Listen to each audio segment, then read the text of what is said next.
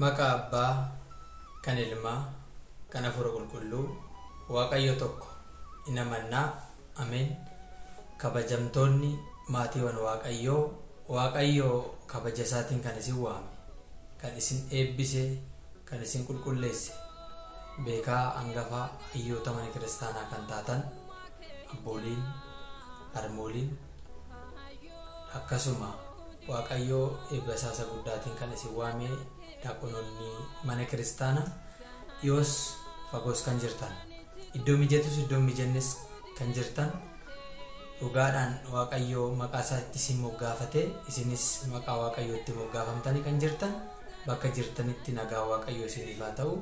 Baga nagaa taatanii beeksisa yookaan yaada ani yeroo darbe barreessee ture sanarratti namoonni tokko tokko kan nagaafattanii turtan, eessarratti hordofnaa, eessaan ilaallaa kan jettan, barnoota mana amantaa Ortodoksii Tawaahidoo kan seera isaa eeggate yoo Waaqayyo jedhe haala mijanne yeroo haalli isaa nama rakkisu kana keessatti akka waliin ilaaluudhaaf, akka waliin barannuudhaaf jedha Waaqayyo ta'eera.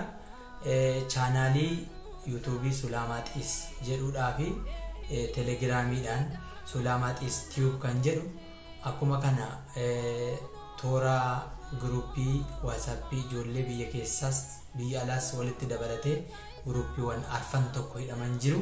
Isaan irratti kallattii kamiinuu yoo naqunnamtan waliin ilaaluu dandeenya isiniin jedha. Ammaaf ijoollee 100 wayii kan barsiifamaa jiranii, warroonni seeraan hordoftanii sagalee Waaqayyoo bakka jirtanitti argachuu barbaadan, eeboo sagalee Waaqayyoo kan qabdan ammas galmooftanii barachuu dandeessu isiniin jedha. Jabaan Waaqayyo nu haa gargaaru.